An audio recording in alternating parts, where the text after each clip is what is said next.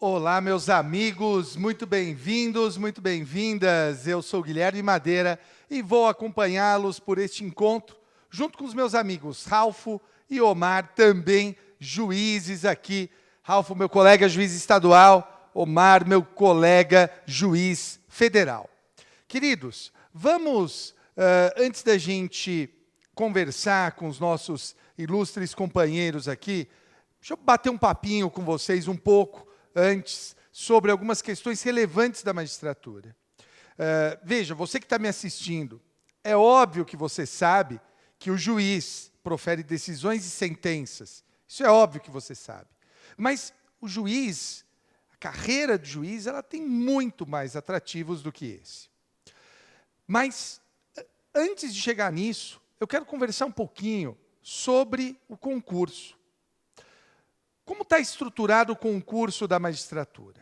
Em geral, nós temos uma primeira fase, teste, depois uma segunda e uma terceira fases discursivas, segunda fase com questões e terceira fase com sentença, uma sentença cível e uma sentença criminal. E, aprovados nessas outras duas fases, a fase oral, a temida fase oral, que é a fase de prova oral. Pois bem, como é que a gente tem normalmente dividida essa prova? Provas estaduais, com bancas como VUNESP, são provas eminentemente legalistas. TJ São Paulo, por exemplo, queridos, na primeira fase, é uma prova eminentemente legalista. Magistratura Federal e bancas estaduais, Banca CESP, SEBRASP, aí não. Aí são provas que têm um foco preponderantemente jurisprudência. Julgados ou mesmo informativos do STF e do STJ. Nas segundas fases, um pouco de doutrina e pesado jurisprudência também, tanto nas questões discursivas, quanto nas questões envolvendo a sentença cível e a sentença criminal. Aqui no curso da Másio, nós, na preparação que te damos do nosso curso da magistratura, porque esse é o lance, né? Não é o meu curso, não é o curso do Ralph, é o nosso curso. Aqui, nós pensamos na sua aprovação, na sua preparação. Neste nosso curso, qual é o foco? O foco é te ajudar a montar um caderno da melhor maneira possível. Esse caderno vai te ajudar, na primeira fase, na discursiva e no oral. Ajudo alunos já há muito tempo, desde que eu fui aprovado no concurso. Porque também tem muito disso, né? Nós vemos especialistas por aí e é importante você ter a preparação com as pessoas que foram aprovadas, né, que passaram no concurso, que têm a experiência daquilo que funciona e daquilo que não funciona. Pois bem, qual é a ideia nossa? É te montar esse caderno. E eu vejo que os alunos se desesperam principalmente entre a primeira e a segunda fase.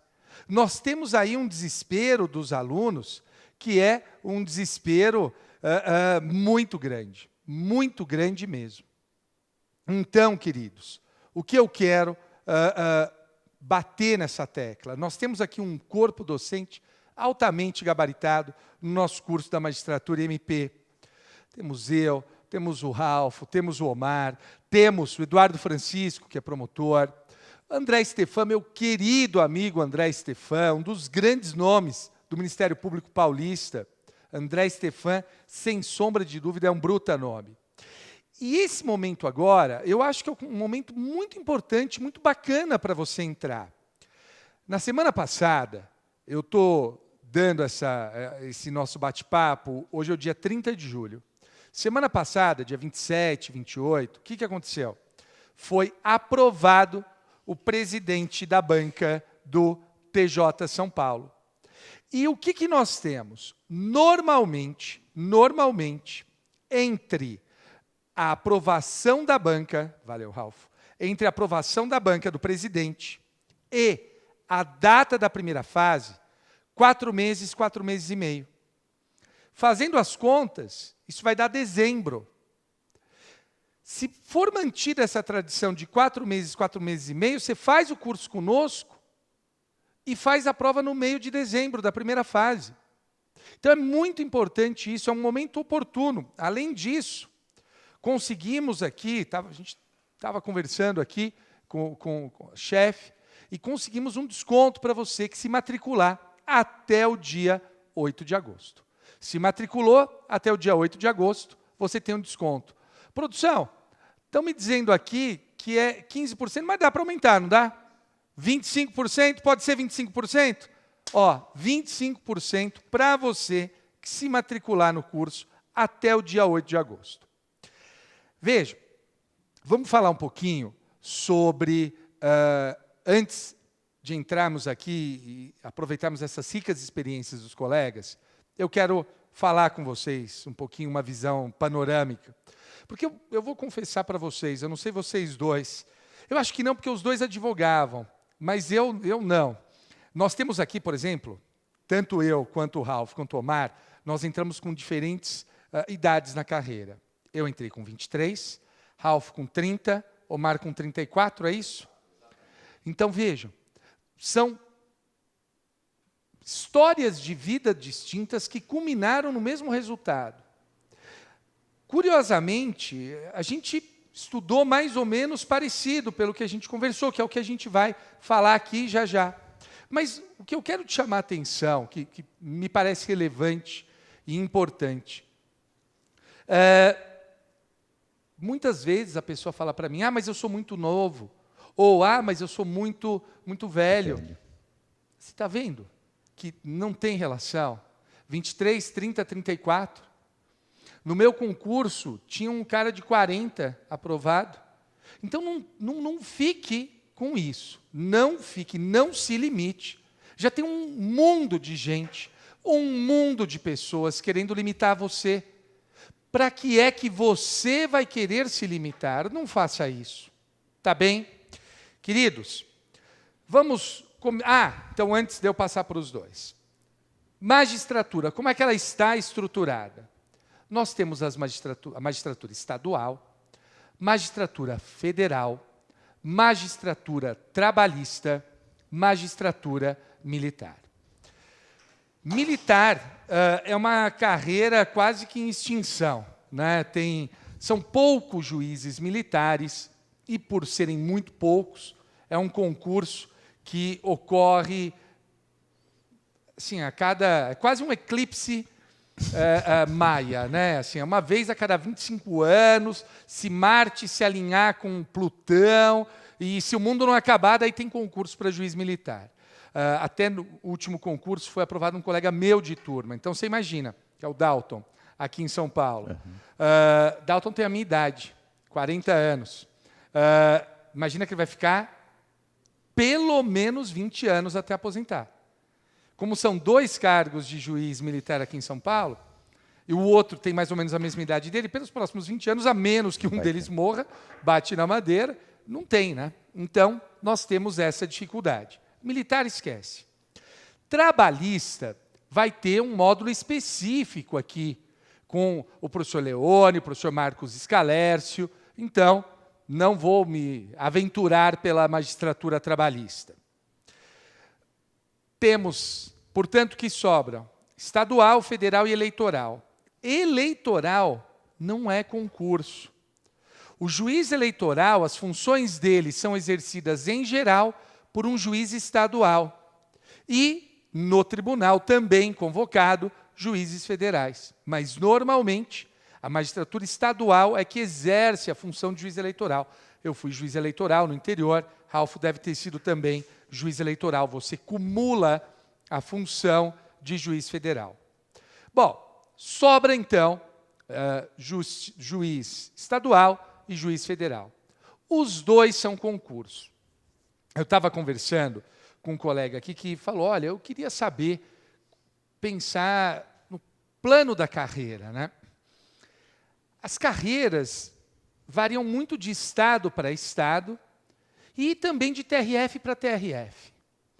A magistratura federal é organizada em 5 TRFs, a estadual é uma por estado, e cada uma tem a sua particularidade, a sua organização judiciária própria, e que varia muito no tempo. Por exemplo, quando eu passei no concurso, diziam que eu não chegaria a desembargador. E isso porque eu passei novo. Eu passei... não, pode ficar aqui comigo, produção. E isso porque eu passei novo, eu passei com 23 anos. Diziam que eu não chegaria a juiz federal, a desembargador. E vejam, a previsão é que mais 10 a 12 anos eu vire desembargador. Então, no meu caso, chegaria a desembargador com 54 anos. Uma idade razoável. Já na magistratura federal, o Chamon estava falando com a gente, é um pouco diferente a forma de ascensão na carreira. Então, é difícil avaliar com antecedência quanto tempo você vai levar para cada coisa. Ralfo, vamos falar um pouco de você. Bem-vindo, meu caro amigo. Diga uma coisa, juiz há quanto tempo, Ralfo? Olá, Madeira, pessoal, meu amigo Omar aqui, todo mundo que está assistindo, um prazer aí, primeiro, né, tá com vocês, poder falar um pouco da carreira e não só, fugir um pouco de ficar falando só de prova e concurso, é muito legal participar disso, um tipo diferente de encontro, né? Mas, Madeira, eu tenho 10 anos, vou fazer 11 já de carreira. Como você falou, eu acabei passando entre 29 e 30 anos, estava calculando melhor aqui. E é isso que você falou, a gente não consegue hoje, do mesmo jeito que você entrou, e o pessoal falava que você não vai chegar ou não ia chegar para desembargador, é o que eu escuto também desde que eu entrei. Ah, você também escuta isso? Também escuto, e continuo escutando, né? Aliás, escuto mais de que ainda vai levar um tempo para eu me promover aqui em São Paulo e eu pretendo ficar por aqui.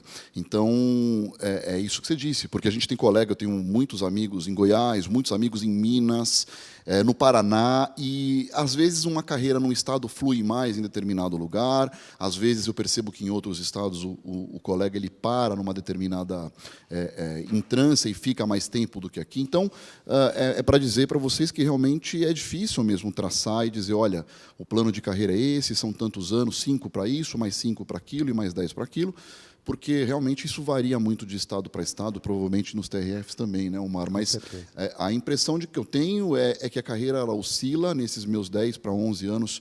Eu já vi a carreira mudar um pouco. Eu mesmo, Madeira, me promovi muito rápido para o interior, para a minha inicial, assim que eu deixei de ser substituto, e eu me promovi com 4 ou 5 meses, né, porque eu queria correr, na época eu queria andar na carreira para voltar para São Paulo. E me lembro que alguns concursos antes do meu, eles estavam chegando em São Paulo com um ano e pouco, já eram auxiliares aqui em São Paulo, e eu fui nessa.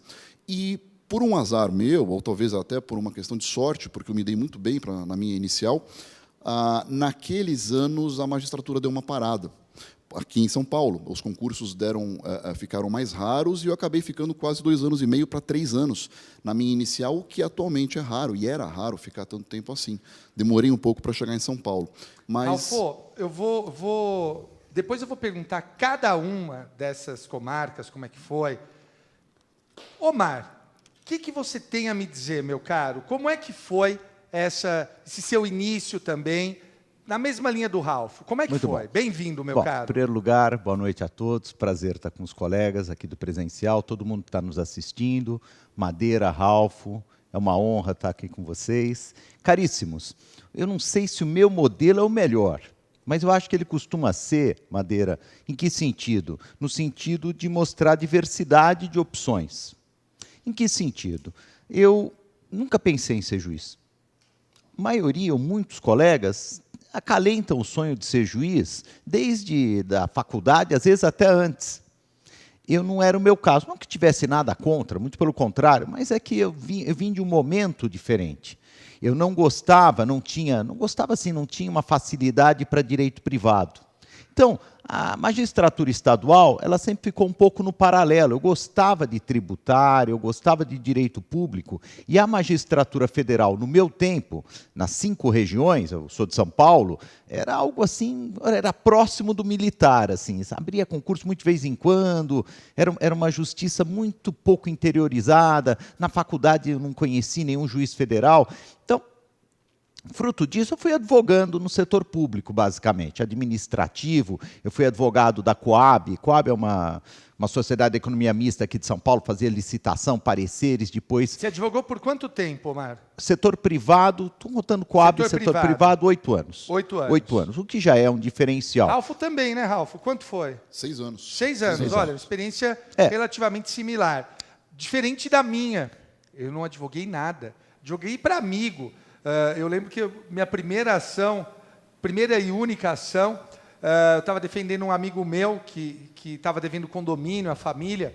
Eu ganhei a mesa da sala deles, que eles estavam mudando, iam jogar a mesa no lixo. Falei, não, dá para mim, porque eu estou sem mesa. E foi isso que eu ganhei. Meu primeiro honorário foi uma mesa que ia para o lixo. Mas e aí? Advogou por 8 anos? Rapidamente, 8 anos, era muito feliz, ganhava até bem. Porque eu cheguei à subgerência dessas consultorias tributárias, estava bem, mas quem já advoga sabe o que é estar bem na iniciativa privada. Você está bem hoje, amanhã você não tem nada. Até porque eu ganhava bem, mas não era registrado, o normal, aquele associado, né? Não sei se ainda até hoje as coisas continuam dessa forma. Na minha época eram.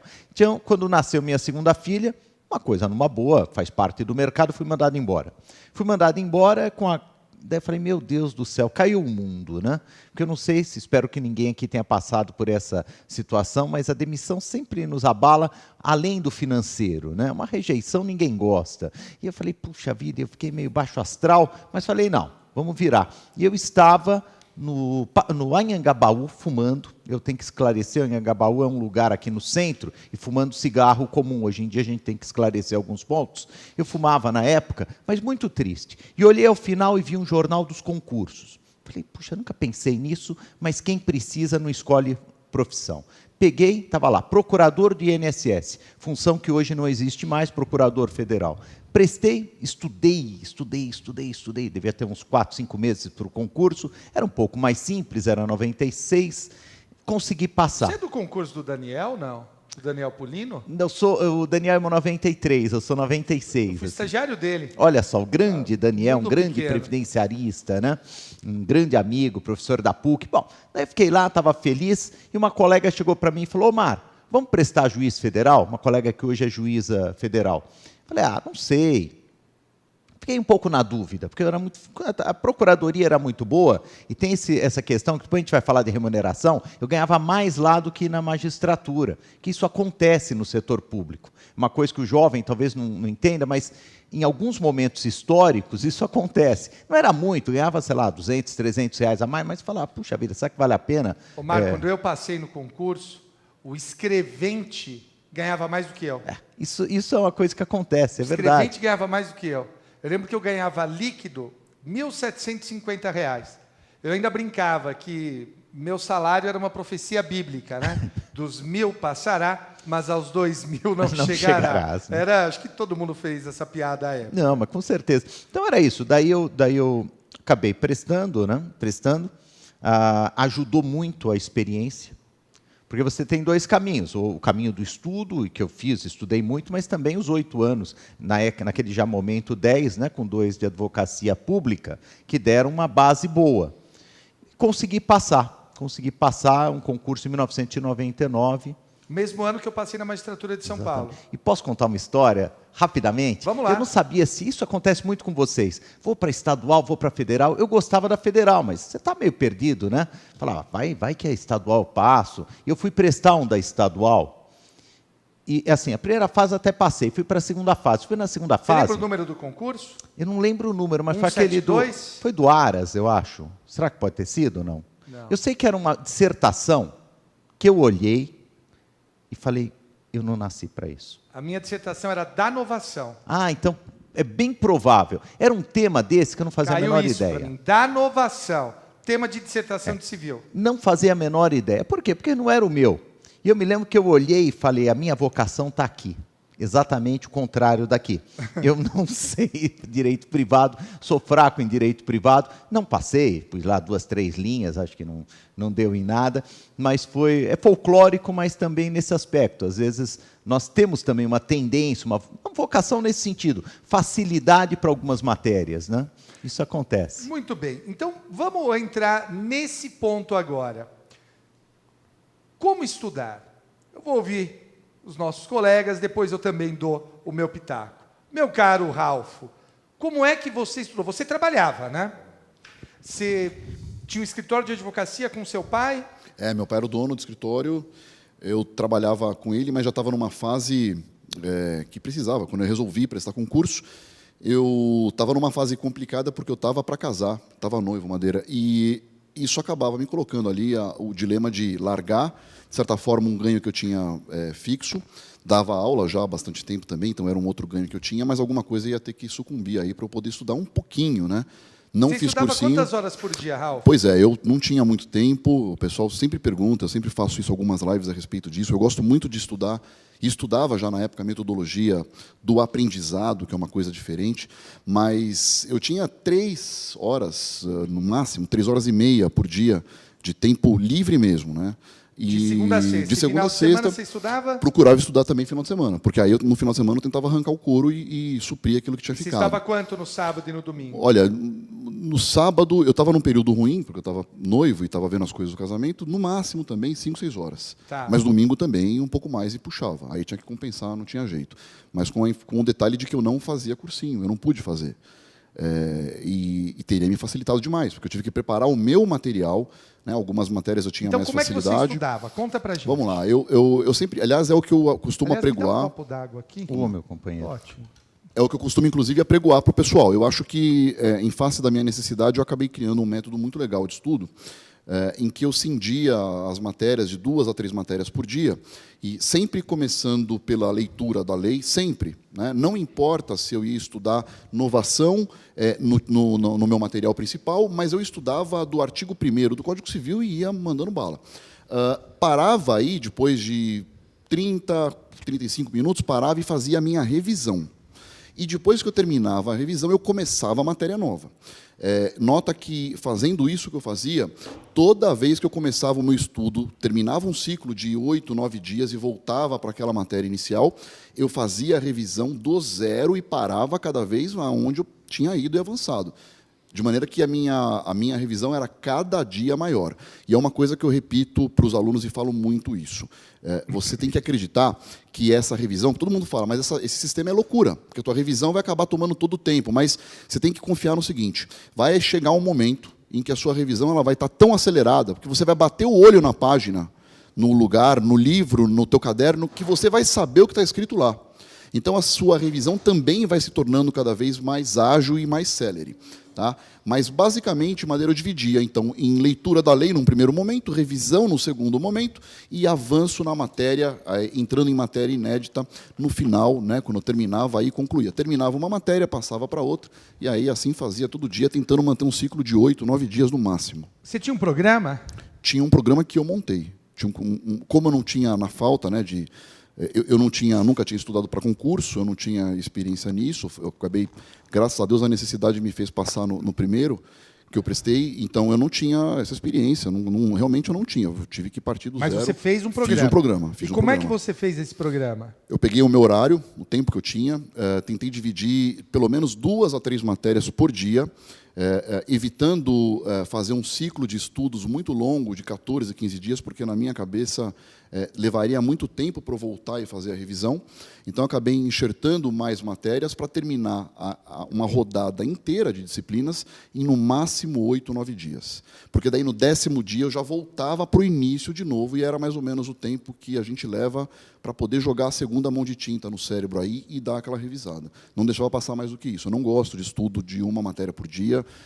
Acho que, se tem tempo, tem que colocar pelo menos 2 ou 3 por dia, no mínimo. Não tem como, acho que não tem como mesmo. Você fazia teste? Fazia, mas não fazia muito, Madeira, mas por uma questão pessoal. Eu ficava muito facilmente abalado se eu fizesse teste e não acertasse. Então eu tinha medo de fazer questão, de verdade. Quando eu ia bem, eu saía feliz e com o psicológico lá em cima. Quando eu ia mal e fazia um simulado, uma questão, tinha uma prova antiga, eu ficava mal. Olha que interessante, eu queria chamar a atenção para esse ponto aqui que o Ralf falou, que me parece super relevante para a preparação. Eu acho que o ponto-chave disso que ele acabou de falar, autoconhecimento. Ele se conhece a tal forma que ele falou, se eu fizer informal, errar, eu não vou ficar bem. Então, não sou capaz, não consigo, por uma incapacidade pessoal, não consigo não me abalar. Então, eu não vou mexer nisso. Acho interessante isso. Acho autoconhecimento é uma chave primordial no sucesso para o concurso. Ralph, passamos mais ou menos com a mesma estrutura. Na nossa época não tinha sentença. Era dissertação, uma cível e uma criminal, e questões. Como é que você se preparou para a segunda fase? Quando eu passei, né, eu não esperava passar, fiz uma pontuação boa, fiquei muito surpreso, o que mostra que não fazer os testes aí, eventualmente, talvez tenha me ajudado mesmo. Porque eu fiquei surpreso com a minha pontuação na primeira fase, passei realmente bem. Aí eu falei, bom, agora eu vou ter que dar um jeito e fazer um curso, né? Eu tive que fazer um curso porque eu não tinha o preparo e em muitas matérias eu não tinha uma bagagem. Ao mesmo tempo que eu era forte em civil, processo civil, eu estava muito fraco em penal e processo penal, que eu tive que partir do zero mesmo. Aí eu acabei fazendo um cursinho, fiz aqui, inclusive, e pude dar uma aprofundada. Mas, basicamente, na nossa época em que não tinha sentença, a minha preparação foi ficar imaginando temas e escrevendo tópicos, e escrevendo mesmo, treinando essa escrita aí. Por sorte, um dos temas que caíram foi erro de tipo, que era um tema cantado já alguns concursos, né? E todo mundo falava, poxa, não caiu ainda e vai cair, e eu estava bem preparado para esse tema aí. Mas direito civil, por exemplo, o doutor Jacobina Rabelo, está aposentado, ele, na época, examinou civil e ele fazia parte da Câmara de Ambiental do Tribunal. Então, todo mundo falou, vai cair uma questão de ambiental de algum jeito na questão de civil. E, dito e feito, embora a prova fosse de civil, caiu um problema, eu nunca mais me esqueço, porque eu estava fazendo a prova na minha sala e o examinador não, né, o fiscal, o juiz, colega, o Marco Antônio, lá do Jabaquara, Marco Aurélio, ele entrou e a gente viu aquela primeira folha de questão e era um enunciado que ocupava a folha inteira. E era um problema, não era um tema, como o Madeira falou, da inovação. Era uma questão de ambiental que envolvia uma ação civil pública com várias nuances e vários problemas aí para resolver. Até hoje eu não tenho muita noção de como eu fui nessa prova. Eu escrevi o que eu conhecia, já estava imaginando isso, aquela coisa de concurso, né? As pessoas vão falando, olha, talvez caia isso, talvez caia aquilo, e você vai ficando naquela paranoia, isso tudo é meio que tudo. Então, eu estava razoavelmente preparado para isso, mas realmente eu não sei como eu fui. Mas para você ver como pesa muito a figura do examinador, né? E o oral?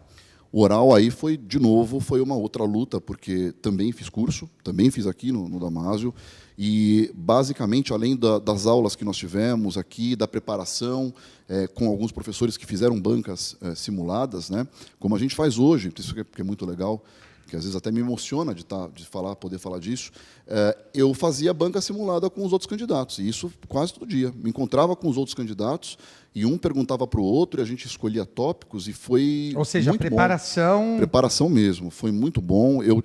Como eu falei, eu dava aula também nessa época, na graduação já, e eu sabia que os alunos viriam me assistir. Eles falavam, e eu ficava com vergonha de pedir para eles não virem, né, para não mostrar fraqueza. Mas eu pensava assim, bom, eu não posso ir mal, né? Meu pai, por exemplo, veio e não entrou, e eu imaginava aí, em função da minha família, se alguém viria assistir, eu não poderia decepcionar, né? Fala para o pessoal quem é a sua família. Na minha família é uma desgraça, porque todo mundo é juiz, então eu sou a quarta geração de juiz, o meu bisavô foi juiz, o meu avô foi juiz, foi desembargador, foi ministro supremo, meu pai é desembargador, o meu tio foi desembargador e ministro do STJ.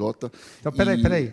Você tem um avô ministro do Supremo, e um tio ministro do STJ. STJ. Tá fácil, então. Você imagina a responsabilidade. Foi sem pressão. Pois é, Madeira, e você vê, eu ouvia de algumas pessoas comentários do tipo, ele já passou, esse aí já passou, está dentro e tal. Isso me incomodava, isso mexia muito comigo. Então eu falei, eu vou ter que arrebentar nessa prova aí, sabendo que tinha muita gente olhando, né? E isso me deixou com muito medo, era uma fraqueza minha também, eu sabia que teria uma certa expectativa, né? Mas isso acabou me impulsionando para fazer um bom oral. Eu acabei jogando a minha energia e pensando nisso. Eu vou mostrar para eles que eu estou preparado para fazer e para ser juiz.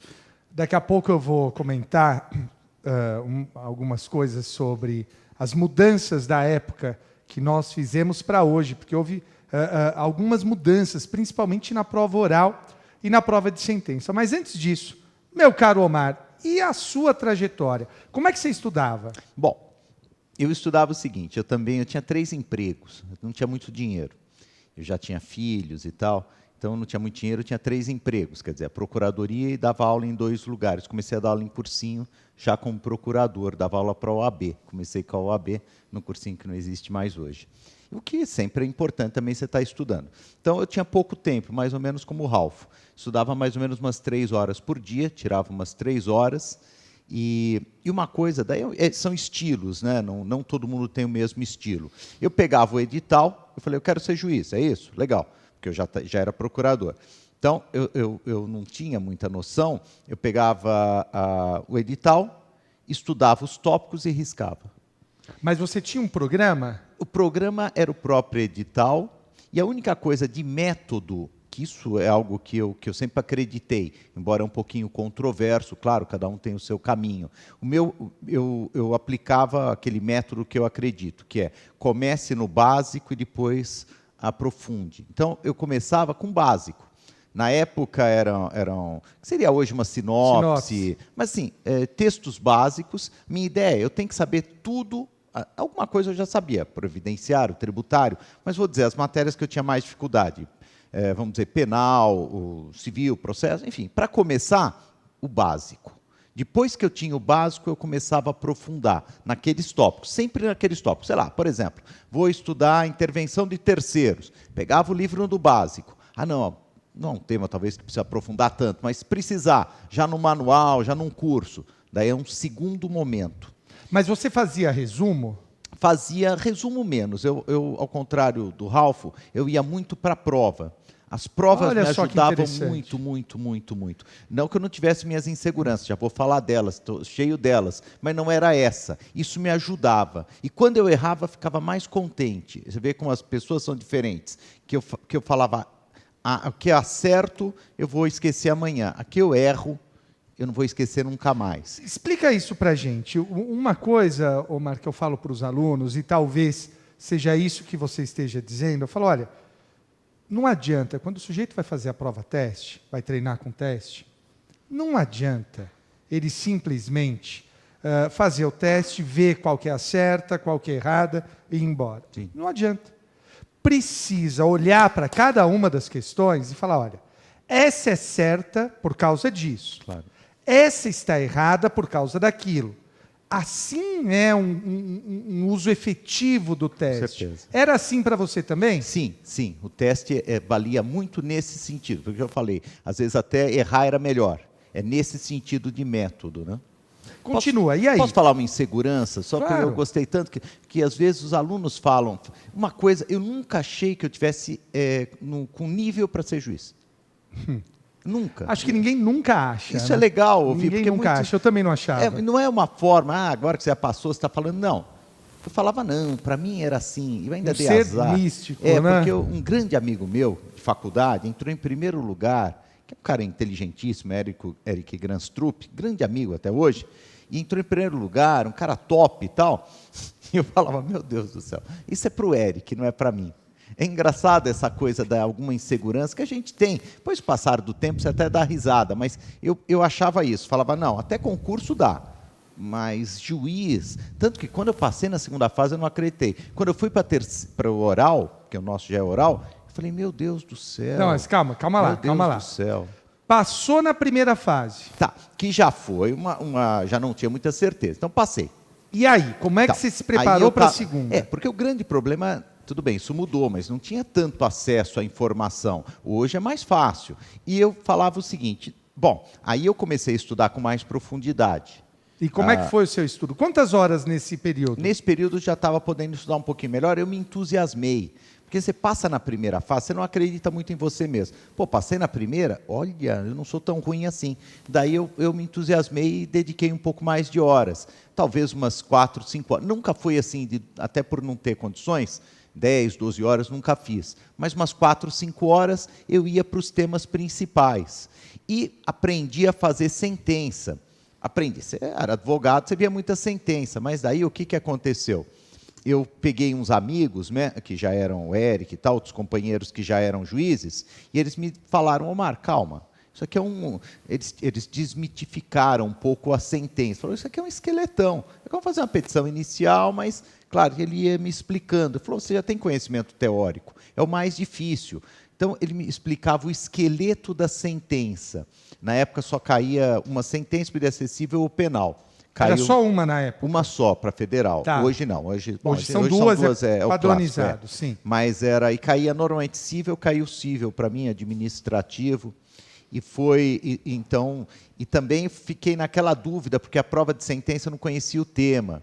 E até legal, posso dar uma dica de sentença? Eu peguei a sentença, as pessoas acham que é brincadeira, eu olhei e falei, eu não sei nada desse tema. Falei, que droga, eu sei tudo de previdenciário, tinha sido procurador 2 anos, tributário, trabalhei minha vida inteira, só caía essas matérias, foi cair administrativo, que eu não era bom, e pior, rádio pirata. Eu não sabia nem o que era rádio pirata. Eu falei, que droga, telecomunicações, o mandado de segurança.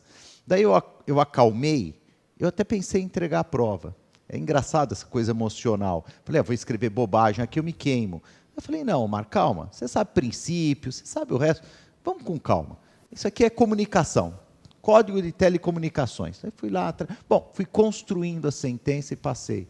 Eu acho legal isso porque eu entrei sem saber nada. Claro que sabia, mas não do tema específico, né? Se podia ter ou não uma rádio pirata. Não era um tema, eu até falei, que droga, tanta coisa podia cair. Falo isso porque, às vezes, pode acontecer com outros colegas também, né? São situações. Passou na segunda fase e foi pro oral. Como é que foi aí a sua preparação? Nossa Senhora, bom, daí eu tomei umas 2 cervejas, comemorei, mas depois eu acalmei, porque, sinceramente, eu não esperava, cara. Eu não esperava, assim, eu falava, nossa, como não é possível, eu passei no oral, até brincava, falei, nossa, caiu a magistratura federal. Eu fiquei muito feliz. Eu falei, bom, e agora? E agora eu estava mais seguro, porque eu dava aula, e não por nada, você quando fica no oral, você fica um pouco nervoso, isso é natural, mas eu estava meio acostumado a falar em público, já há uns anos. Então eu falei, agora chegou o meu.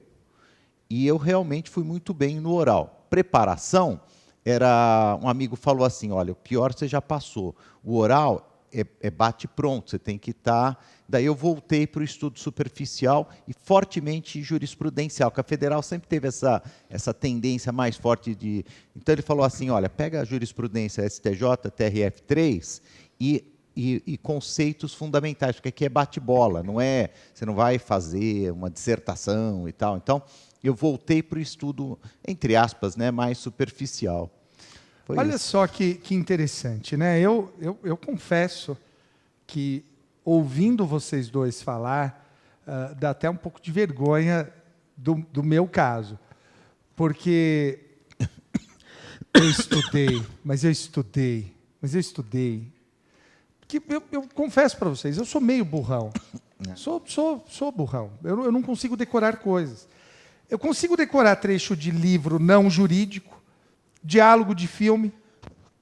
Me fala de prazo, eu não decoro. E aí, algo que o Ralph falou, e que eu tinha fortemente isso em mim. Como é que uma pessoa ruim decora coisas? Revendo. Então, qual foi a minha ideia? Eu peguei o edital da magistratura, dividi em 3 meses. Então, a cada 3 meses, eu revia tudo.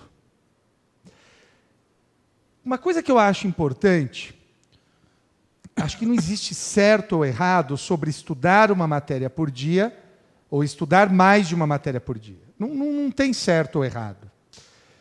Eu não aguentava estudar uma. Então, a cada 1h45, eu parava, fumava um cigarro, eu era fumante na época, fumava um cigarro, 1, 2, e voltava e estudava mais 1h45. E, normalmente, a mudança era de matérias que não tinham nada a ver uma com a outra. Tá. Nada a ver. Porque me dava um gás diferente, para você também dava... Você também fazia isso ou não? Também. Pegava tópicos, mas variava, porque senão fica muito cansativo. Senão fica muito cansativo. E além dessa mudança, uma coisa que eu acho interessante é que quando você troca de uma matéria que não tem nada a ver de uma para outra, você quebra completamente a base e os princípios, né? Parece que fazia alguma coisa na cabeça que renovava a energia. Renovava, eu acho também. E tem um detalhe no meu caso, que eu precisava trabalhar também, eu trabalhava. E eu trabalhava num cursinho daquele que depois virou meu orientador, professor Escarance. Então, o que acontecia? Eu lembro que eu... Pobre é uma desgraça, né? Eu era pobre, enfim. E eu tinha raiva das pessoas que podiam ficar só estudando.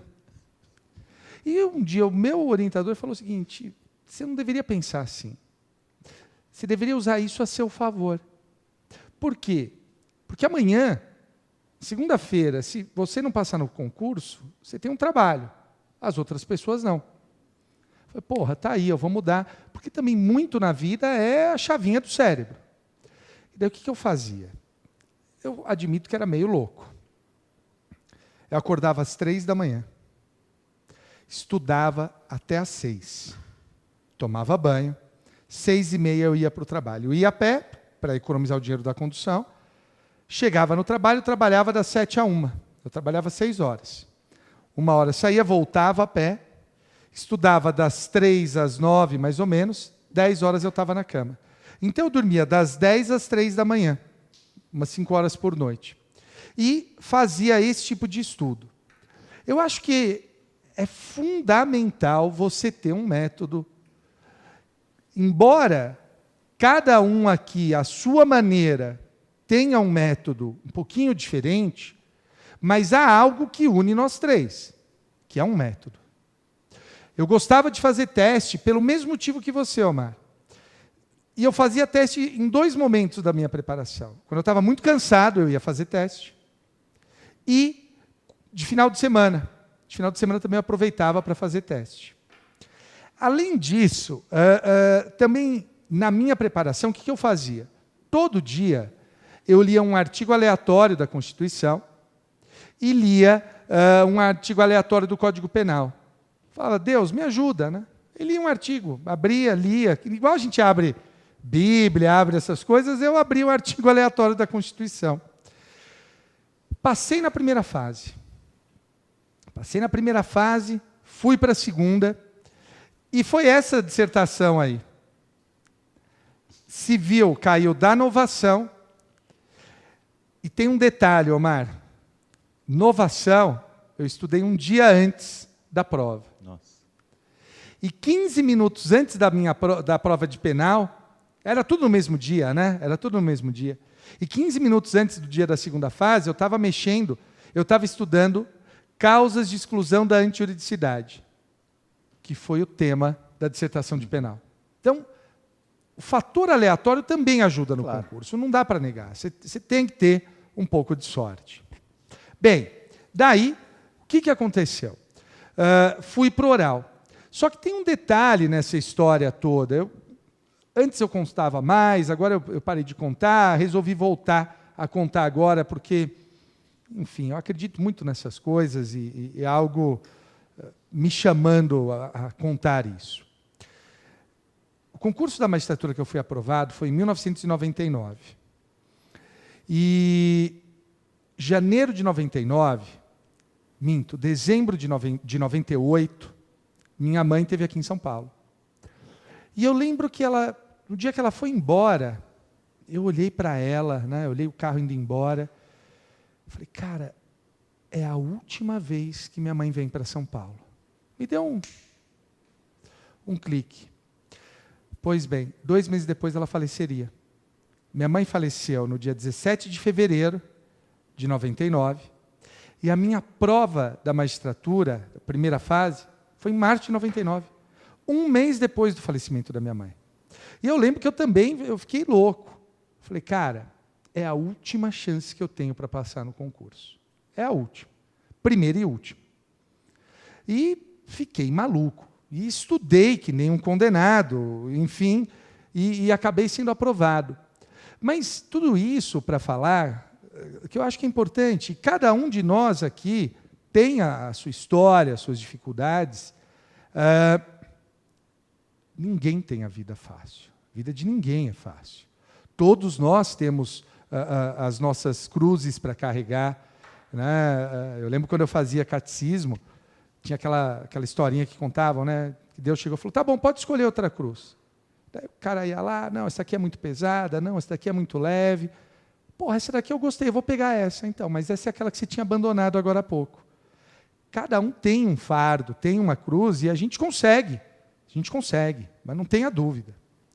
Pois bem, fui para o oral, também aí fiz a preparação, e aí eu acho que uma coisa que é diferente, duas coisas que são diferentes. O Omar tocou num ponto, hoje é mais fácil ter acesso ao conteúdo, você tem razão, mas eu acho, Omar, que isso torna pior para os candidatos, porque como o conteúdo está mais fácil para o examinado, mas para o examinador também. Então, continua tendo a máxima, né? Conhecimento vasto como o oceano e profundo como um pires. Essa é a máxima para ser aprovado em concurso. Mas eu acho que vale reforçar a ideia de que era importante ter um caderno. Eu acho que se eu tivesse tido um caderno... Aliás, eu confesso, eu espero que ninguém da cúpula daqui da direção esteja me assistindo, porque eu peguei o caderno daqui do Damásio, xeroquei, tirei xerox, um caderno de um amigo que fez o anual, e eu estudava muito pelo caderno dele. Professores da casa hoje, que são meus colegas, eu agradeço, o Celso Spitzkovski, por exemplo, eu agradeço o Celso, falo, Celso, seu caderno me ajudou em administrativo. Então, eu acho que é importante para você que tem a oportunidade, né, de fazer aqui o nosso curso, e lembrando que tem um detalhe que eu não falei. Hoje mudou, né? Hoje tem sentença civil, criminal, o MP tem as peças, e aqui você pode também comprar o curso das peças. Você pode ter isso. Você pode ter o curso regular da magistratura e comprar à parte o curso peças, sentença cível, sentença criminal e peças do MP. Eu acho que esse também é um diferencial. O professor Ralfo, por exemplo, é o professor do curso de sentença cível. O professor PH é o curso de sentença criminal. O professor Mileu é um dos professores de peças práticas do MP. Acho que é importante ter isso. E vamos falar um pouquinho, então, agora, da atuação jurisdicional. Ralf, pelo que eu entendi da sua carreira, você foi substituto, né, como eu, depois você pegou a classificação antiga das comarcas, fez a primeira entrância, fez a segunda, daí mudou. Daí você está intermediário, você é auxiliar da capital. Só que hoje também você é auxiliar da presidência, é isso? Isso. É. Então, Ralf, fala um pouquinho aí da sua trajetória dentro da magistratura, como é o dia a dia, como foi o seu dia a dia nessas comarcas, e hoje explica essa história de assessor que quem não é de dentro da carreira não entende. Entendi. Então explica, Ralf. Então, Madeira, eu passei no concurso, eu passei numa colocação razoável. Você passou em que posição? Passei em 19º ou 18º. Passei em 15º. E era uma boa colocação, uma colocação que permitia escolher, não vou dizer que podia escolher as melhores circunscrições, mas sobraram muitas vagas boas. Omar, passou em que colocação? Passei em 9º. 9º, desculpa aí. Ok, vamos ficar os pobrinhos aqui. Não, vamos ficar Não nós devia- aqui, não devia ter os mais perguntado, pobres. Não devia ter perguntado. Tava Ralf, bom, vamos, né? vamos burrinho aqui, ficar aqui Bobagem. só nós. Bobagem. Deixa ele, depois a gente deixa ele sozinho e vai embora. Conta mais aí, Ralf. Deixa para o Omar um bloco só para os inteligentes. que Isso, o não dá. bloco dos burrinhos aqui, o bloco do inteligente lá. Mas aí, as circunscrições que eu queria aqui na Grande São Paulo, minha família é daqui, queria ficar por aqui, ia casar, né? Então era importante para mim estar perto. Eu acabei escolhendo Santos, que peguei a última vaga em Santos, é uma circunscrição muito boa, embora grande, né?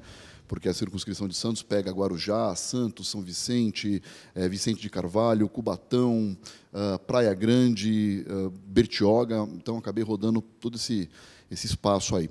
Acabei ficando 4 meses e meio, me promovi assim que eu pude, a gente chama isso...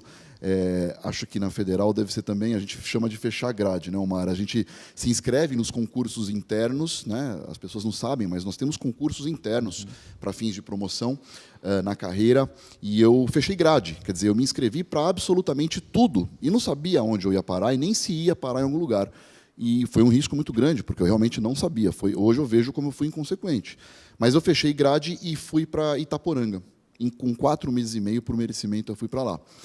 Uma comarca muito boa, na divisa com o Paraná, mas numa região muito pobre do estado, que é o Vale do Ribeira, mas uma comarca boa. Eu digo que eu sofri um pouco lá por conta da distância, porque eram quase 500 quilômetros, e eu ia e voltava, porque a minha então esposa, na época, que é a mãe do meu filho, estava grávida. E eu fazia essa viagem todo final de semana. Fiquei lá bastante tempo, foi muito bom, foi um aprendizado bom. Hoje eu vejo que foi bom ter ficado mais tempo lá. Nessa comarca eu fiz um pouquinho de tudo, cheguei até a fazer um pouco de trabalhista, algumas ações que pingavam lá. Atuei bastante com a matéria que é da federal, na verdade, que a gente não sabe. O juiz estadual passa no concurso sem saber o que é direito previdenciário. Jesus amado, eu julguei também. Pois é. Muito, né? Muito. Um monte de aposentadoria de rural e revisão de benefício previdenciário. É verdade. E é interessante porque acaba sendo a vara cível, a parte cível do cartório, tem um movimento de... A minha tinha 45%, 50%. Eu chutaria isso, Raul. É muita coisa. Então, eu tive que aprender do zero previdenciário, algumas matérias que eu nunca tinha visto. E, quando eu pude, né, com essa troca aí das entrâncias, na época era a primeira entrância, virou inicial, e eu me promovi, consegui vir para São Paulo. Fui o primeiro do meu concurso a chegar em São Paulo, que, para mim, foi uma alegria muito grande, não por não gostar da comarca, mas por conta aí da saudade, ficar sozinho, né, num lugar longe. A minha comarca tinha a casa do juiz, que era uma coisa super interessante. Eu reformei a casa, é uma coisa legal, as pessoas também não sabem. Às vezes, existem algumas comarcas que têm residência do Tribunal de Justiça para o juiz ficar. Cheguei um período a morar no fórum, que é uma coisa também bem pitoresca, mas enquanto a casa reformava, eu não tinha onde ficar, a cidade não tinha hotel. Eu morei literalmente no meu gabinete durante uma semana, uns 10 dias, mais ou menos. E vim para São Paulo, né? Aqui eu já passei por vários lugares, o auxiliar ele roda muito na cidade, e no final do ano passado eu recebi esse convite do doutor Getúlio Evaristo dos Santos, desembargador, para fazer parte da presidência de Direito Público.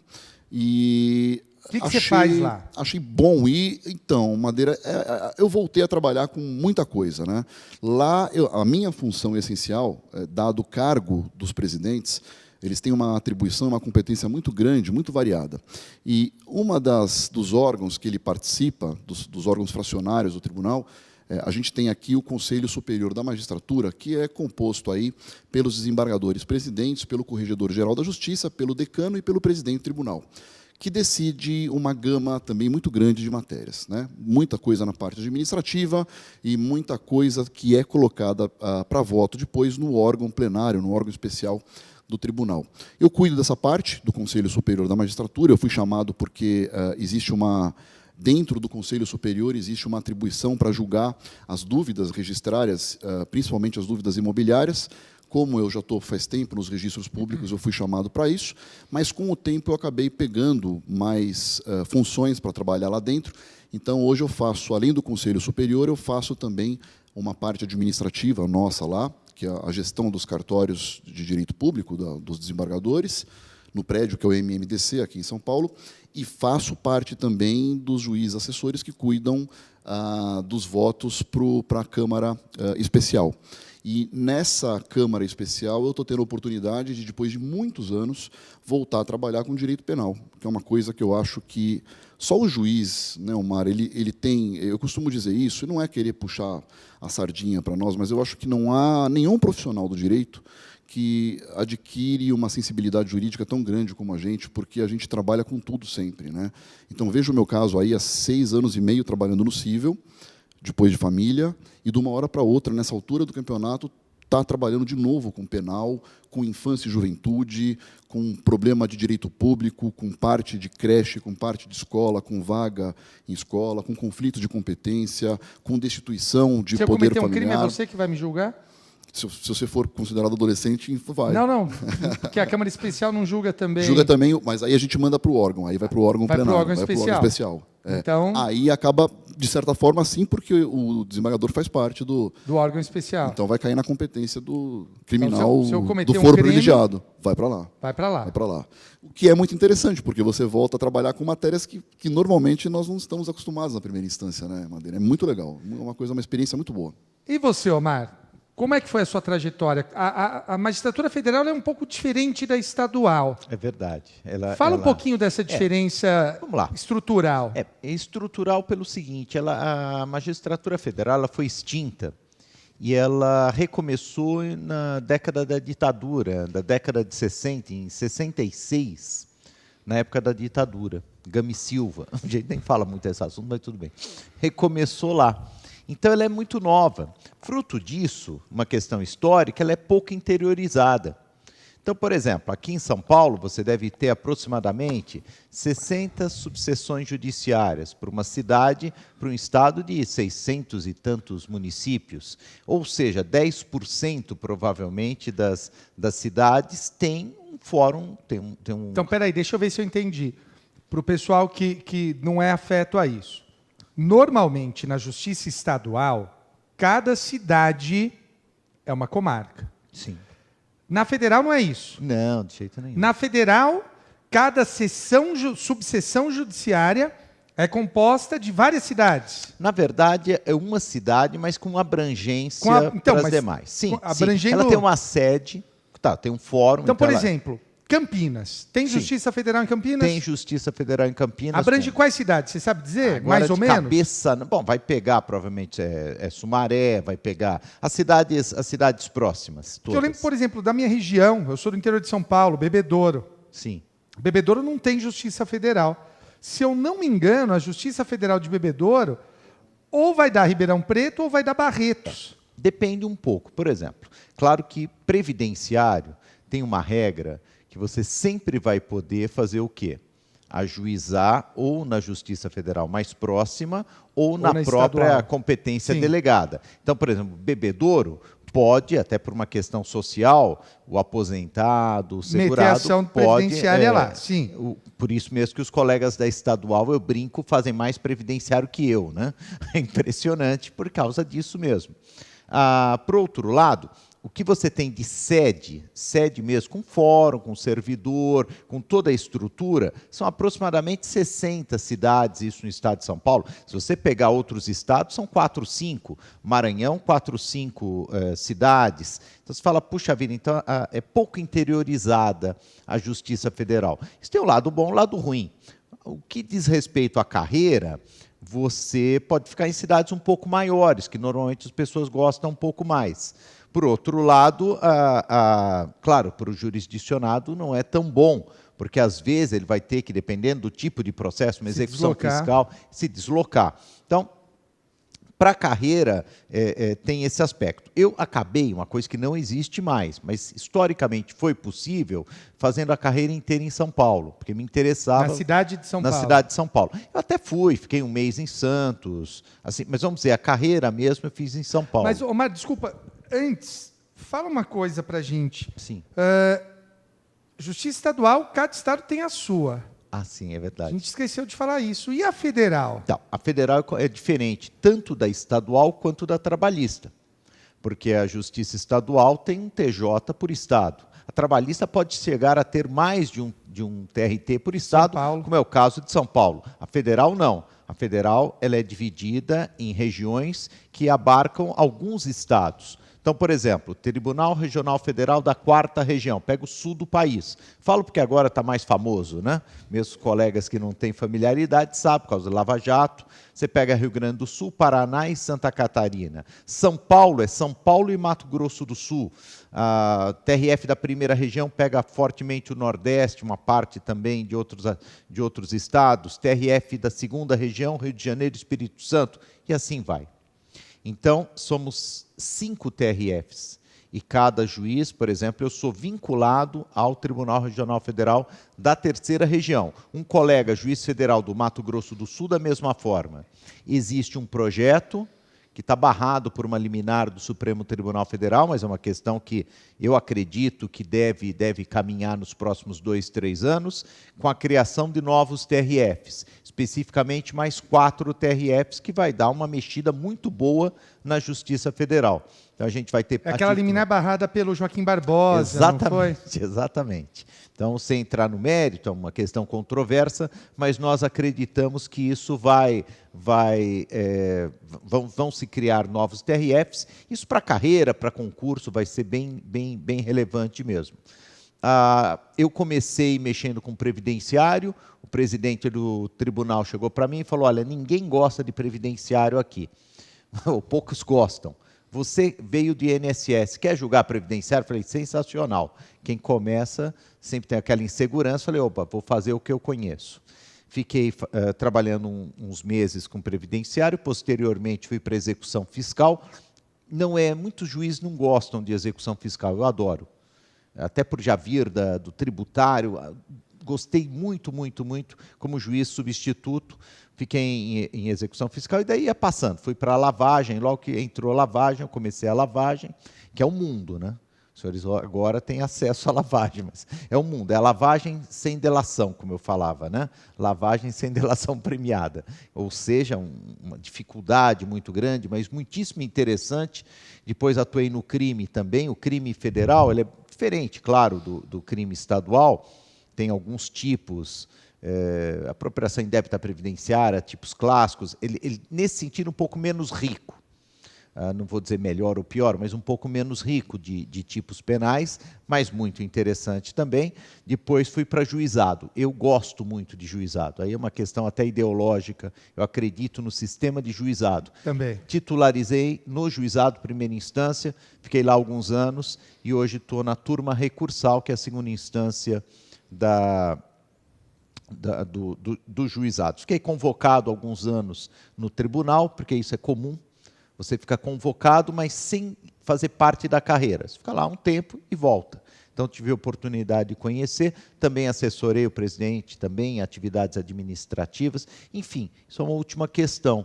O juiz não só julga, o juiz administra. Isso é talvez o mais difícil. Isso é engraçado. A gente está acostumado a fazer sentença, se errar tem recurso. Administrar, principalmente pessoas, não é fácil. E não temos uma preparação nesse sentido. Esse talvez um grande desafio, eu acho que abarca todos nós. Eu acho que esse ponto que o Omar tocou é fundamental. Acho que a gente gasta mais tempo administrando e aprendendo a administrar do que proferindo decisões e sentenças. Eu faço parte de um projeto piloto aqui no estado de São Paulo, chamado Cartório do Futuro. E lá nós trabalhamos primeiro grau como modelo de desembargador. Então, é difícil, né, ter essa gerência, ter esse ajuste fino. Acho que isso é uma das coisas também que me seduzem na magistratura. Agora, uma coisa que eu pensei agora, ouvindo vocês falando, então, pegar vocês dois de supetão.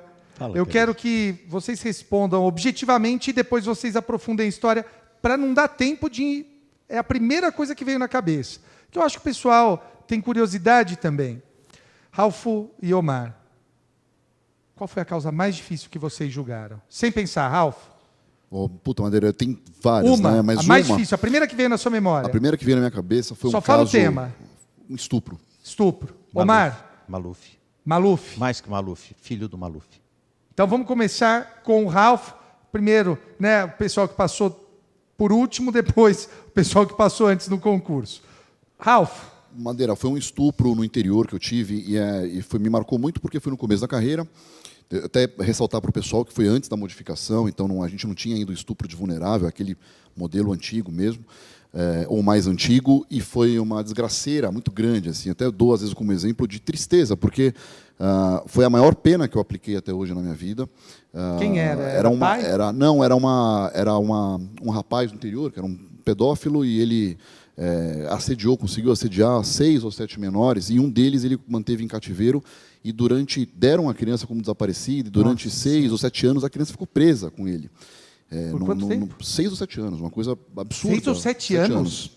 Ele mantinha isso? Igual a criança... aqueles casos que a gente vê E teve uma notoriedade na época, chegou a sair, noticiaram quando ele foi preso, e descobriram a criança porque ela ficava num sítio dele, a uns 4 ou 5 quilômetros do centro urbano da cidade. Quantos anos tinha a criança? A criança, quando entrou, foi sequestrada, tinha 6 e saiu com 11, mais ou menos. Meu Deus. E ele cuidava da criança, mas para ter relação sexual com ela. Então, me chamou muito a atenção, porque realmente foi um... Quantos anos você deu? Somando aí todos os crimes continuados, passou de 170, 180 anos. Foi uma coisa... Está preso ainda? Tem notícia? Eu acho que... Olha, deve estar. Deve estar. Porque a última vez... Aí depois ainda descobriram outros crimes sexuais também. Ele abusava de uma prima. E realmente foi... Para mim, marcou muito. Tinha sítio? Era uma pessoa com posse? Era uma pessoa com posse. Era uma pessoa com posse. Eu não vou dizer que era rica, mas ela tinha uma boa condição de vida lá para o ambiente, né? Para a média geral da comarca. E foi difícil para você? É o caso que mais te marcou pela vilania? Pela vilania e pelas consequências, porque numa cidade pequena do interior, com 11, 12 mil habitantes... Você pode falar a cidade? Posso, Itaporanga. Itaporanga. Minha inicial. E a gente não conseguia dar segurança para ele, porque a família queria matar. Todo mundo, né? Todo mundo queria pegar. Então, quando ele chegava no fórum, a gente tinha insuficiência de policial militar, como normalmente acontece nas comarcas pequenas, e a gente não conseguia evitar algumas agressões, e constantemente tivemos que mudar de cadeia. Né? Hoje o Estado de São Paulo tem alguns CDPs aí que separam por crimes, e aí a gente conseguiu colocá-lo num de segurança maior, mas foi difícil. Eu perguntei se ele estava preso ainda, porque eu imagino, fui também juiz criminal no interior e corregedor de presídios, e sei que a primeira rebelião, esses presos são muito visados, né, pelos outros presos para serem, enfim, assassinados, e por isso da minha pergunta. A gente, inclusive, ele foi o estopim a gente tinha uma cadeia na cidade muito ruim, que ficava dentro da delegacia, e era alvo constante de problema. Né? Eu brincava, eu falava, olha, os presos daqui de Itaporanga, eles não saem, não vão embora, porque eles têm boa vontade de ficar.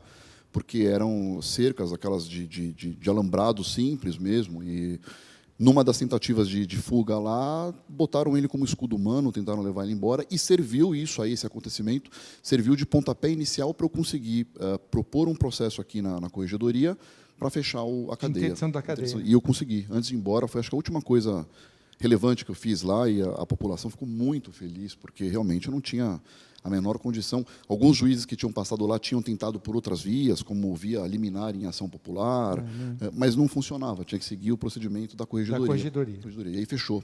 Então, foi uma tragédia que acabou, pelo menos, servindo para alguma coisa de maior. Né? Omar. Então, é o seguinte, eu tinha acabado de chegar na lavagem de dinheiro. A lei de lavagem era muito nova, era 2004.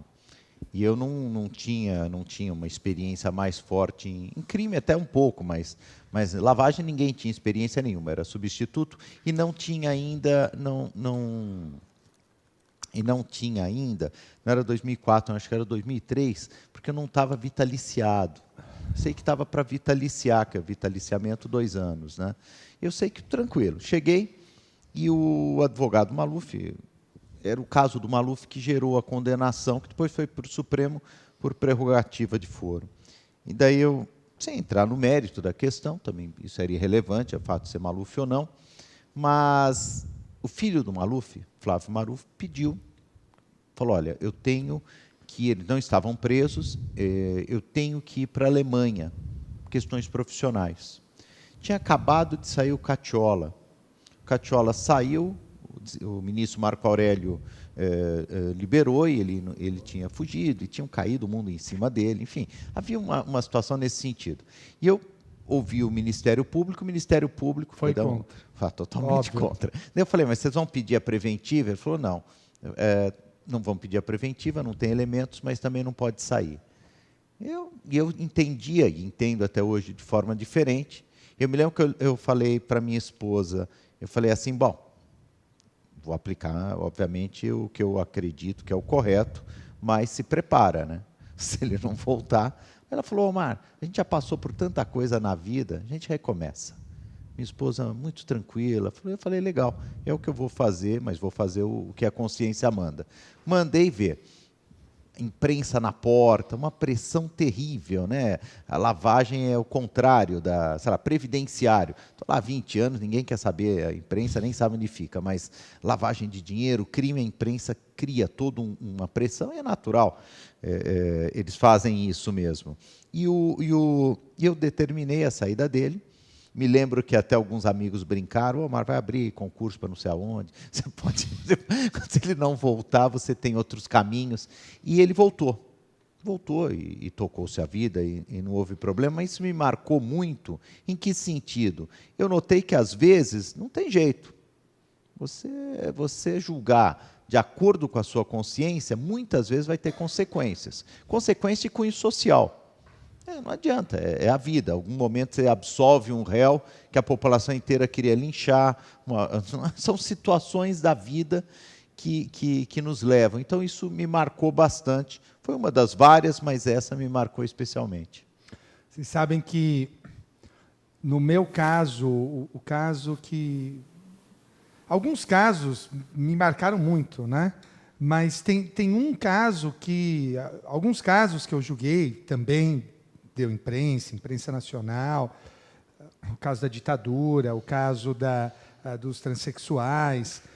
Mas o caso que, para mim, representa toda a glória e toda a miséria da magistratura, foi um caso envolvendo uma adoção. O que aconteceu? Eu era juiz no interior, 2 casais começaram a visitar a mesma criança para adotar. E os 2 quiseram adotar a mesma criança. Houve um erro no serviço de apoio que permitiu que 2 casais visitassem a mesma criança. Um casal, os 2 casais não estavam cadastrados na fila da adoção. Havia uma suspeita de que essa criança era filha de uma relação entre irmãos. E os 2 pediram a adoção da criança. Questão de minutos na fila do distribuidor, diferença de um para outro. Marquei a audiência para ouvir os casais. Puta, eu tinha 24 anos na época. Olhei e falei, cacete, né? Como é que eu vou decidir isso? Porque julgar com base em quem pediu primeiro é muito pobre por uma causa tão relevante dessa. Aí eu olhei... E um dos casais era um advogado que estava todo dia lá comigo, atuando no fórum. Chamei os casais, botei todo mundo lá, revelei essa suspeita. Vocês querem continuar a adoção? Sim, queremos.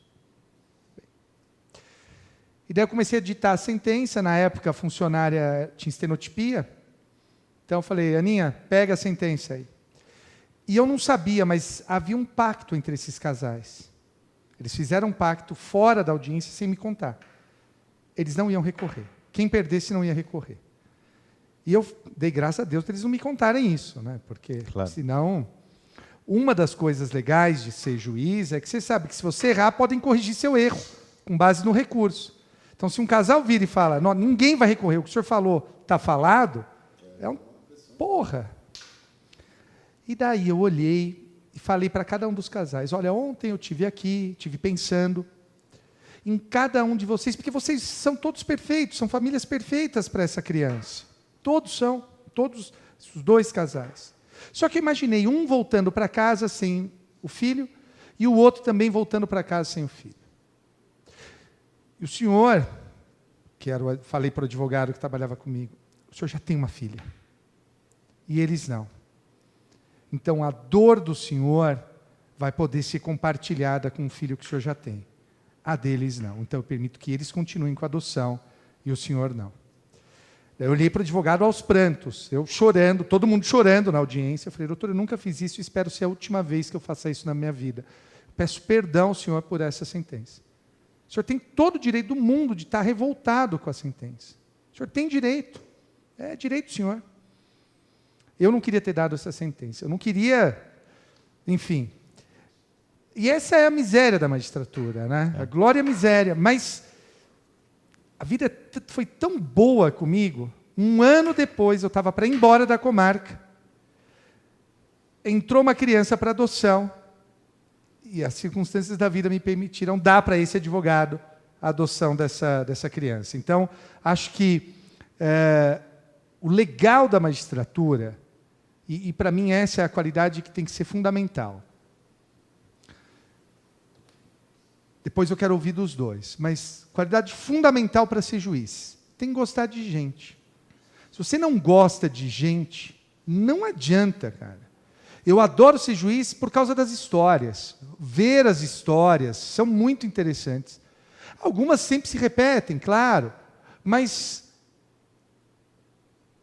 poder tocar a vida das pessoas, ver a vida das pessoas, ver as histórias, acho que isso é uma das coisas mais legais que tem de ser juiz.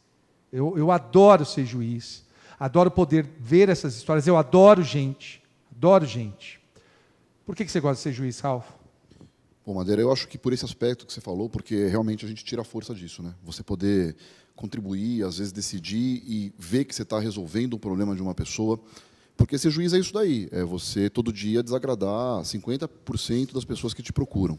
Né? Pelo menos, né? Pelo menos. Às vezes a gente decide e 100% das pessoas odeiam a gente. Odeiam, exatamente, tem isso. E eu acho que o fato de você poder interferir positivamente, tirar, solucionar uma coisa que angustia, quem já se serviu do Poder Judiciário sabe o quão angustiante é. Eu já tive o meu divórcio feito, que foi a única ação, a única providência que eu tive foi amigável, mas o pouco contato que eu tive nessa experiência, que foi breve, graças a Deus foi rápido e se solucionou da melhor maneira possível, mas me deixava sem dormir, imaginar como seria. Então, eu vejo a angústia das pessoas, aquele dilema, uma guerra, né? Às vezes, na audiência, você sente tensão dos dois lados, em causas de família, em causas criminais, essas que envolvem crianças, envolvem idosos, as ações de adoção são muito complicadas, destituições de poder familiar, mas poder decidir e estudar e não olhar só o papel e ver que tem gente, tem ser humano ali de baixo, que você pode, de repente,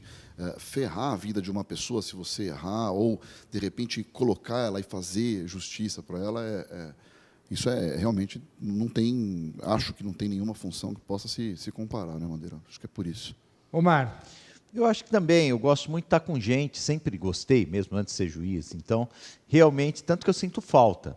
Porque agora, há uns anos, eu estou em turma recursal, que funciona entre aspas. Ah, você está em turma recursal? Você não está mais em primeiro grau? Não, é assim, não estou mais em primeiro grau. Posso até voltar, mas por hora, há uns anos que eu estou em turma recursal, então não tem mais uma audiência, por exemplo... Para quem não entende a estrutura, só para deixar claro, turma recursal é como se ele fosse o desembargador do juizado. Né? Mal isso. Comparando, ele é o desembargador do juizado. Nesse aspecto de funções, embora não seja desembargador. Sim.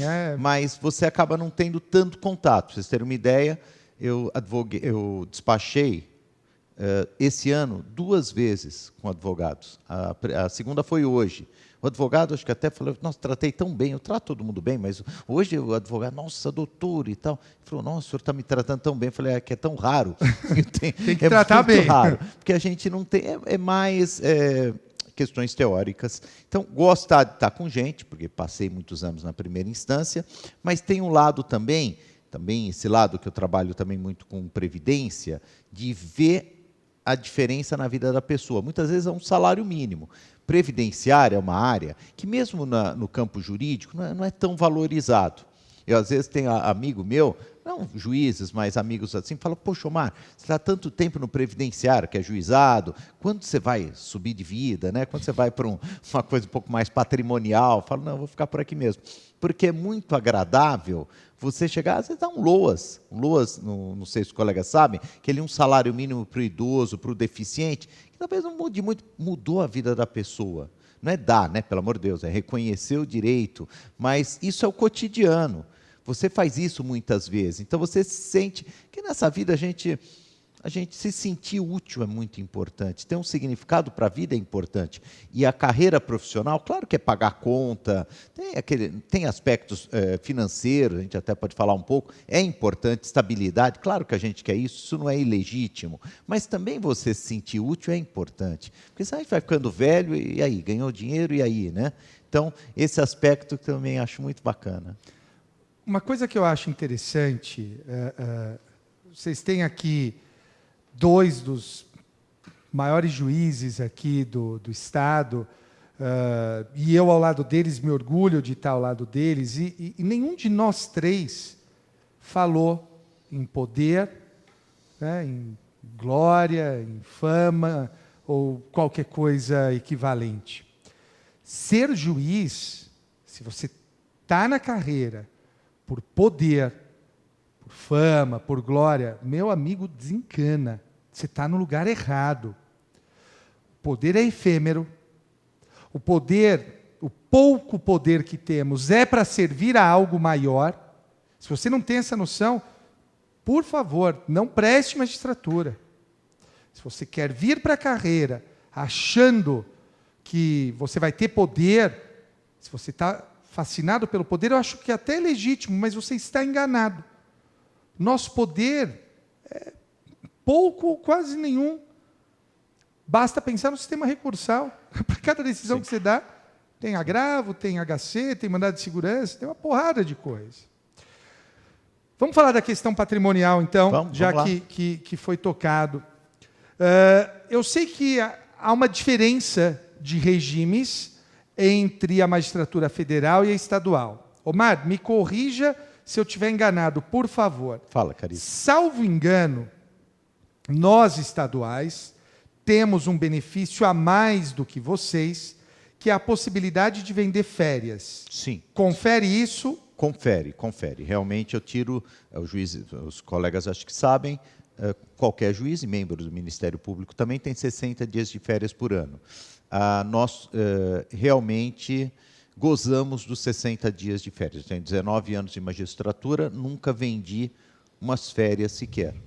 É até um pleito, não vou mentir, mas é um pleito da magistratura federal que nós não temos, pelo menos por hora. Então, existe essa diferença financeira. É bem verdade, ganha-se um pouquinho mais de dinheiro por um lado, perde-se em descanso por outro, mas existe essa diferença, sim.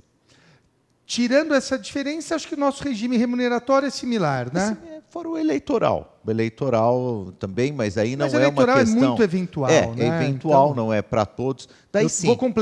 Eu vou completar 19 anos de magistratura, fui juiz eleitoral por 2 anos. Sim. E não serei mais. Sim. Não serei, pelo giro da coisa, eu não serei mais. Então, uma vez na carreira... É muito próximo, na verdade, e tem que ser. E é bom que seja, porque senão aquele colega tem uma vocação mais ligada à competência estadual, vai para a federal, ou vice-versa, ou para trabalhar, isso não é bom. Sim, então tem que ter um equilíbrio, isso tem. Isso não tenho dúvidas que tem, sim. E, Ralfo, o que você diz do salário? É um salário alto, é um salário baixo, é um salário justo? O que você tem a dizer sobre isso? Olha, Madeira, quanto que é? Eu acho que, para começar, eu já entrei numa fase privilegiada, né? Porque você pegou essa fase heróica aí, que se ganhava muito pouco, né? Eu já entrei com subsídio. Então, eu já passei no concurso. Pois é. Me lembro que eu entrei na magistratura, você falou em 1.000 e pouco. 1.750. Eu entrei ganhando líquido 11.800. Ô, louco! Mudou muito. Patrão. Muita coisa, né? Hoje, líquido deve dar, o subsídio está dando aí uns 24, 25 mil reais líquidos, né? Eu acho que para a média do brasileiro, é um salário muito bom. A carga, as pessoas precisam realmente, você falou muito bem, porque talvez as pessoas não saibam a gama de responsabilidades, né? Omar, a gente fala muito em decidir, em dar sentença, em prolatar sentença e tal. Mas nós temos muitas coisas, né? Muitas atribuições. Eu, por exemplo, fui também corregedor de cadeia, fui juiz de execução criminal, fui corregedor de centrais de mandados, fui diretor de fórum, fui juiz eleitoral também. Quer dizer, fizemos aí também visita, cuidar de visita em abrigo, em lugar para criança, para recolhimento de criança. Então, acho que é justo. Eu acho que o ideal seria que todos os profissionais, né, ganhassem mais e que nós tivéssemos aí melhores condições. Mas eu acho que dentro do panorama atual é difícil uma categoria assim que ganhe bem, né? Eu não vou dizer que está sobrando, mas eu acho que dentro do que nós temos é muito atrativo, né? Eu costumo dizer o seguinte, que ganhar muito ou pouco, pobre ou rico, depende sempre do referencial. Eu eu tinha muito medo, sempre tive muito medo. Com relação a dinheiro, eu sempre tive 2 grandes medos. Por conta das questões financeiras que passei na minha época de estudante, eu sempre tive medo de voltar a ser pobre. Eu tinha que escolher entre ir de ônibus para o trabalho ou almoçar. Era a escolha que eu tinha que fazer na minha época. Então, sempre tive muito medo disso. Eu lembro que eu vinha a pé, eu fazia São Francisco, tinha uma senhorinha, uma vozinha, que pedia dinheiro ali na igreja. Você fez São Francisco também? Não. Lembra dessa senhora? Porque a gente deve ter sido mais ou menos contemporâneo. Ficava do lado daquele casal de violeiros que tinha. Tinha um casal de violeiros e tinha essa senhorinha. É que tem uma igreja do lado, né? Tem uma igreja, duas igrejas. E aí, eu sempre morria de medo de que eu olhava para aquela senhora e eu via a minha avó nela. Eu falava, não, eu tenho que fazer alguma coisa para não ser a minha avó um dia. Então, era o primeiro extremo do medo. E o segundo extremo do medo que eu tinha era virar um cara avaro, um cara, né, venal, no sentido não de corrupto, mas de que um cara que curte dinheiro. E daí eu tracei uma linha de riqueza. Falei, olha, eu vou me considerar rico no dia que eu puder bancar tal coisa.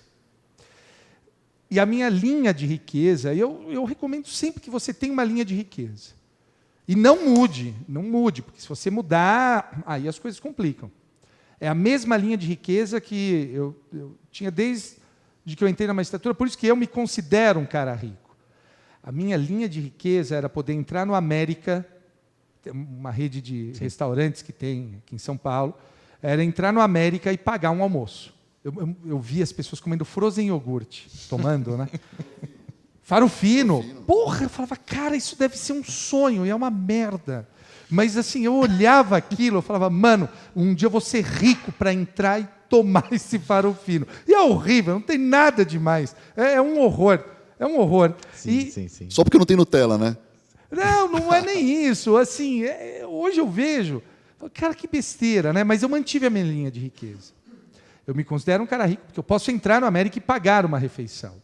Então, sobre o aspecto remuneratório, eu acho que um dos grandes problemas que tem que tomar muito cuidado é o tamanho do olho, né? Porque quando a gente entra, muda um pouco o padrão daquilo que você está acostumado a viver. Só que daí você começa a ver advogados muito bem-sucedidos, ganhando muito mais do que você, e você tem que entender que é o que o Omar falou há pouco, né? É diferente a advocacia privada e o serviço público. Então, você tem que ter essa noção. É muito importante. Quando você for juiz, não olhe para onde você não deve olhar. Você vai ser infeliz. Certamente vocês têm colegas, como eu tenho, que são absolutamente infelizes com o salário que ganham, absolutamente infelizes na profissão, porque são pessoas que estão mirando a coisa errada. Para encerrar aqui, Omar, suas considerações finais, meu caro. Muito bom. Caríssimo, em primeiro lugar, foi um prazer estar aqui. E o que eu queria falar é o seguinte, olha, na vida nós temos alegrias, tristezas, nada é perfeito, mas eu sou muito feliz na magistratura, isso é um fato, não é nem um lugar comum. Eu costumo falar, Madeira, o seguinte, que você, para ser feliz na profissão, você não precisa depender dela sobre essa ótica. Então, felizmente, eu tenho 4 filhas, sou corintiano, que isso é um diferencial de alegria, eu tenho uma série de coisas na vida pessoal muito rica, graças a Deus. A riqueza é muito grande na vida pessoal. Fruto disso, também eu estou muito contente, porque também não adianta. Isso não vai mudar a sua vida, você passar, não na magistratura, em qualquer concurso, não é a vida profissional, você tem que estar feliz, estar bem com a sua família, com você mesmo, e daí, como consequência, você não tenha dúvidas que você não vai ficar rico, mas você vai ficar feliz de mudar a vida de muitas pessoas, de conseguir realmente ter um equilíbrio financeiro, assim. Então, por exemplo, tenho 4 filhas, e 3 em faculdade, não é fácil. Mas estamos lá, estamos pagando, tranquilo, dão uma vida de conforto, com sobriedade, é bom até que seja, mas dá para fazer uma viagenzinha. Então, tem a estabilidade, que nos dá uma tranquilidade também. Tem um respeito da sociedade, claro que às vezes mais, às vezes menos, mas tem uma consideração por parte da sociedade. Então, eu queria dizer isso, que realmente eu não esperava, porque eu nunca pensei em ser juiz, como falei logo que a gente abriu, mas hoje realmente eu sou extremamente realizado, sabendo que vem também momentos de uma certa tristeza, desânimo, porque isso faz parte da vida. E é isso, e espero sinceramente que os colegas aí que têm interesse na magistratura, um lado só, não sejam como eu fui, alguns são também, de falar, isso não é para mim, mas no aspecto não de aspecto de uma baixa autoestima. Eu não mereço isso. Eu não mereço, isso é para pessoas geniais. Isso eu vivi. E eu, felizmente, hoje eu falo, não, era uma imaturidade. Claro, eu não sou melhor que ninguém, mas todos nós temos condições. Era isso, caríssimo. Meu caro Ralph. Madeira, eu vou falar, terminar aqui, dizendo que eu sou muito feliz com a carreira. Eu lembro sempre de uma coisa que meu pai falou. Quando meu pai se aposentou, ele saiu da carreira com quase 1000 e tantos dias não pagos de compensação e que ele tinha para receber, e alguns atrasados. E um grupo de desembargadores da época dele procurou e falou, olha, a gente está entrando com ação, vamos cobrar esse valor, vamos pedir, o tribunal não pagou administrativamente, e meu pai não quis. E eu lembro de um dos desembargadores, o Dr. Laerte Norte, que era um cara muito austero, foi inclusive jogador do Palmeiras. O Omar falou do Corinthians, o Dr. Laerte foi titular do Palmeiras, pouca gente sabe. Perguntou para o meu pai, por que você não vai participar, porque você não vai entrar com a ação? E meu pai falou, olha, eu realmente tenho direito, mas a magistratura deu tudo que eu tenho na minha vida e eu devo tudo a ela. E eu acho que é por aí.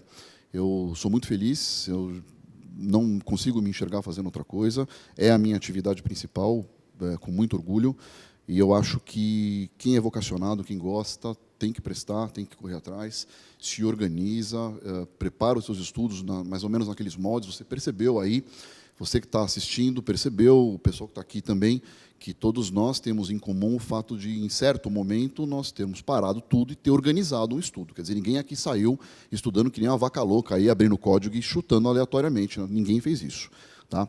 Para animar o pessoal aí, eu queria só passar aqui algumas informações a respeito dos concursos. Olha só, e no Tribunal do Acre a gente tem já comissão formada. Tribunal de Justiça da Bahia, comissão formada. Tribunal de Justiça do comissão formada. No Paraná o concurso está autorizado. Mato Grosso, comissão formada. Alagoas, comissão formada. E no Pará, concurso autorizado.